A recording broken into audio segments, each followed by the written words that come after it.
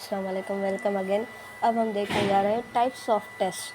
ठीक है, कैसे हम टेस्ट लेंगे और उनके रिज़ल्ट क्या आएंगे, उन पे कौन सी क्रिटिसिजम्स हैं। ठीक है, ये सारी चीज़ें हैं अब हम इस वीडियो में देखने जा रहे हैं। फॉर एग्जांपल फर्स्ट वाला जो है वो है अचीवमेंट टेस्ट। सही है, an achievement test is a type of test that measures a person's knowledge or skills in a specific subject or area. It is designed to assess what a person has learned or achieved after a period of instruction or study. ठीक है, achievement word की जो meaning है वो आपको पता है कि date occurs at the end of a session. सही है, सेशन का जो मकसद है वो है कि अगर कोई बुक का यूनिट है वो ख़त्म हो गया तो अचीव क्या किया इसने, लाइक फाइनल कंक्लूजन। ठीक है, कि स्टूडेंट की नॉलेज कौन सी है और ये जो बुक मैंने पढ़ाई है या लेसन पढ़ाया है इससे इसने अचीव किया क्या किया और अब इसकी लेवल कहाँ पे पहुँची है। ठीक है, तो we can say it is included in a summative assessment. जो अचीवमेंट टेस्ट है वो समेटिव में ही कंसीडर होगी। सही है, क्योंकि हम फाइनल रिजल्ट्स देखते हैं। अब अचीवमेंट टेस्ट कौन सी होती है ये भी मैंने आपको बता दिया। अब इस पर कुछ क्रिटिसिजम्स हैं कि one criticism of achievement test is that they can sometime prioritise rote memorisation and surface level knowledge over deeper understanding and critical thinking skills. ठीक है, अब अगर हम देखें कि कोई भी टीचर है एक लेसन या यूनिट पढ़ा के ख़त्म करती है और कहती है मैं दूसरे दिन आपसे इसकी टेस्ट लूँगी। ठीक है, और उस टेस्ट में अगर स्कोर या मार्किंग वगैरह मिलेगी तो बच्चा मार्क्स की वजह से पढ़ के ही जाएगा। सही है तो अचीवमेंट पे ये क्रिटिसिज्म है कि it is sometimes called as रट्टाफिकेशन असेसमेंट, कि बच्चे को ज़ोरी ज़बरदस्ती बोला जाता है कि आपने पढ़ के आना है और आपने ये मार्क्स वगैरह लेने। तो क्रिटिक्स बोलते हैं कि it is sometimes called as और sometimes it is known as surface level knowledge over deeper understanding, के बच्चे को भले कुछ समझ आ जाए ना आ जाए, बस टीचर को टेस्ट लेनी है ताकि उसको मार्क्स अचीव करने हैं। सही है, also critics argue that these test may encourage teaching to the test rather than fostering a more holistic and comprehensive approach to education। सही है कि टीचर को सिर्फ टेस्ट ही लेना है, उसके अलावा जो नॉलेज गेन हुई हो या नहीं गेन हुई हो इससे टीचर को कोई फ़र्क नहीं पड़ता। सही है नंबर 2 है diagnostic test. Diagnostic test is a type of assessment that is used to identify a person's strengths, weaknesses and areas of improvement in a subject or skill. It is designed to diagnose the specific areas where a person may be struggling or lacking proficiency। सही है, diagnose का जो word है वो है कि आप diagnose करो कि एक जो बंदे के अंदर कितनी चीज़ें हैं और कितनी चीज़ों की कमी है। ठीक है, फॉर एग्ज़ाम्पल ये कौन सी चीज़ में माहिर है और कौन सी चीज़ें इसमें लैक है। सही है, सिमिलरली अगर हम डायग्नोस्टिक टेस्ट का एक मीन्स याद करने के लिए एक व्यू माइंड में रखें कि कोई भी टीचर है अगर न्यूली टीचर को हम रख रहे हैं ताकि आप बच्चे को इंग्लिश पढ़ाओ क्लासरूम 8 को। सही है, तो टीचर को समझ नहीं आएगा कि मैं कहाँ से शुरू करूँ। सही, तो टीचर एक टेस्ट लेगा कि मैं देखना चाहती हूँ कि आपकी लेवल कौन सी है, ताकि मैं उस हिसाब से अपनी टीचिंग मेथोडोलॉजी को यूज़ करूँगी ताकि आपको समझ आ जाए मेरी टीचिंग मेथोडोलॉजी कौन सी है और आपकी लेवल कौन सी है। सही, तो हम उस टाइप की टेस्ट को हम डायग्नोस्टिक टेस्ट बोल सकते हैं। उसके अलावा जो भी फॉर एग्ज़ाम्पल इसके अलावा अगर कोई यूनिट ख़त्म हो जाता है और फिर भी यूनिट ख़त्म हो जाता है उसके एंड में टीचर टेस्ट लेता है और देखता है कि क्या मेरी चीज़ें बच्चे को समझ आई हैं कि नहीं आई है, मैं देखना चाहती हूँ, मैं टेस्ट लूँगी आपसे। तो ये चीज़ें भी डायग्नोस्टिक टेस्ट में आ जाएंगी। सही है, तो हम बोल सकते हैं it is included in formative assessment. ये ऑनगोइंग असेसमेंट है जिसमें टीचर रेगुलर बेसिस पे या वीकली बेसिस पे टेस्ट लेती ही रहती है। सही है, तो उस असेसमेंट के टाइप्स में डिफरेंस आ जाता है। कभी वो टेस्ट लेती है, कभी रिकैप करवाती है, कभी क्वेश्चन आंसर करवाती है, कभी लाइक बोलती है कि जो मैंने कल पढ़ाया वो आज आपने पढ़ाना है। सही है। तो ये डायग्नोस करती है कि बच्चे मुझे समझ भी रहे हैं, सुन रहे हैं या नहीं रहे, और क्या मेरी चीज़ें समझ आ रही है। तो ये सारी चीज़ें डायग्नोस्टिक में आ जाती हैं। यहाँ पे जो डायग्नोस्टिक में एक क्रिटिसिज्म ये भी है कि it is a time consuming assessment. सही है।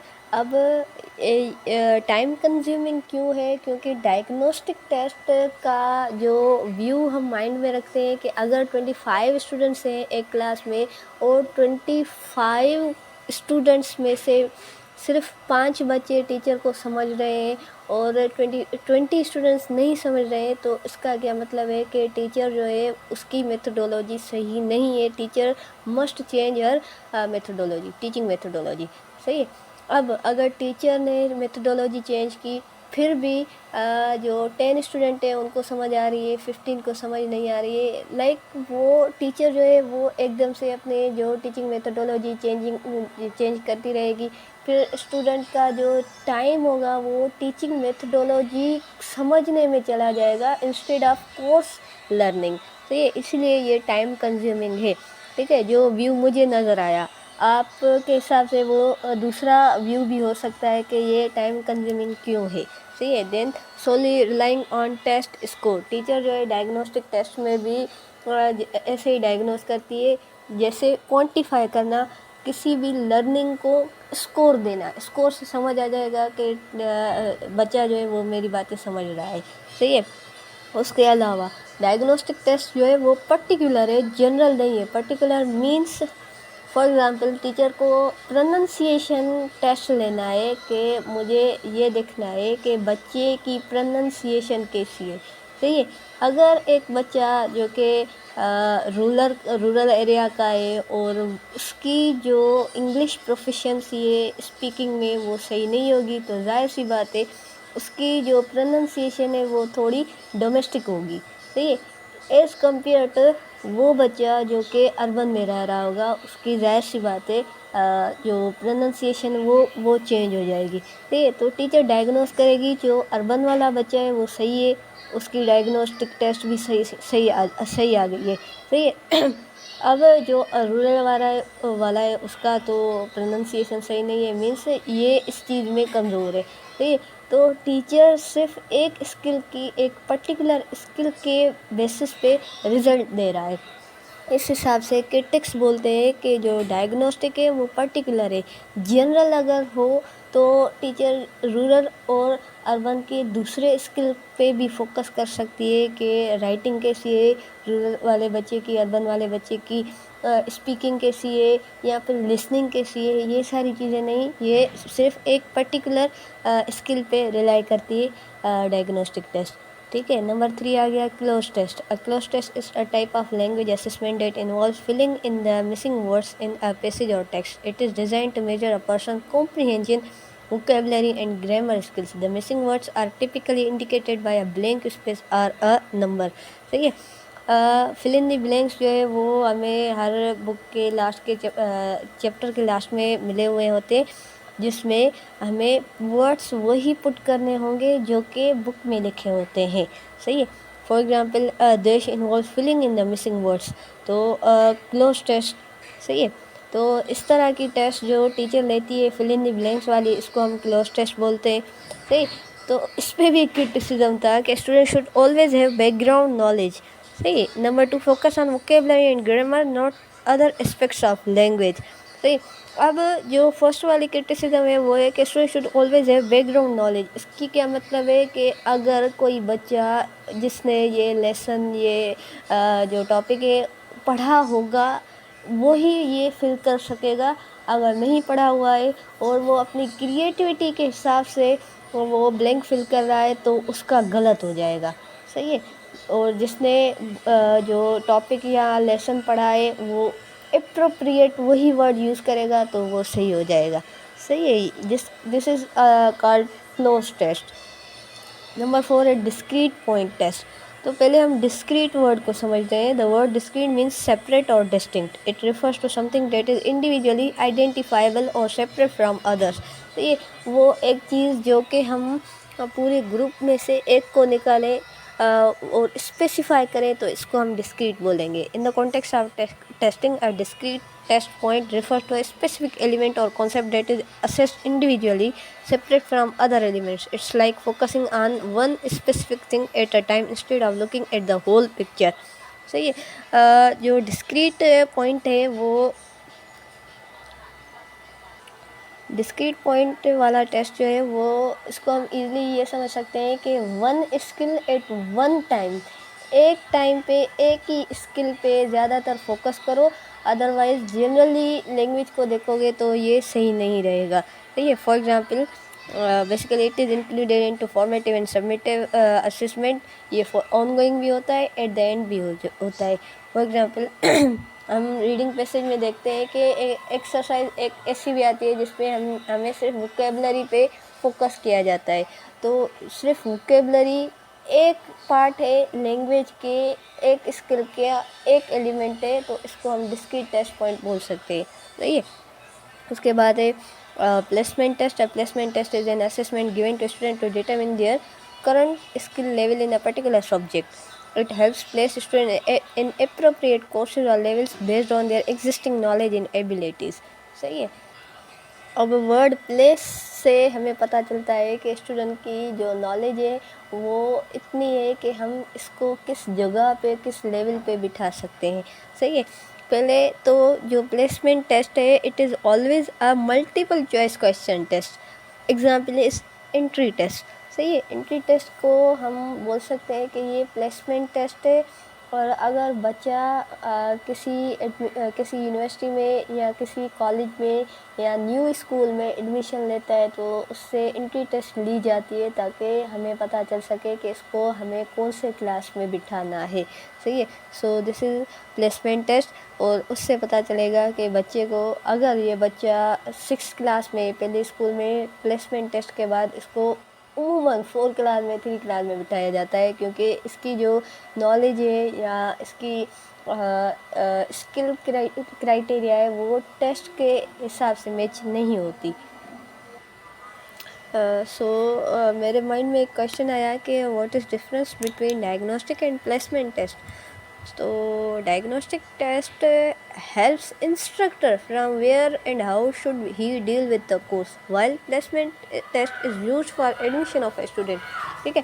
तो डायग्नोस्टिक जो टेस्ट है वो टीचर के लिए ज़्यादा हेल्पफुल होता है कि वो बच्चे को कैसे पढ़ाए और वो खुद कहाँ से शुरू करे।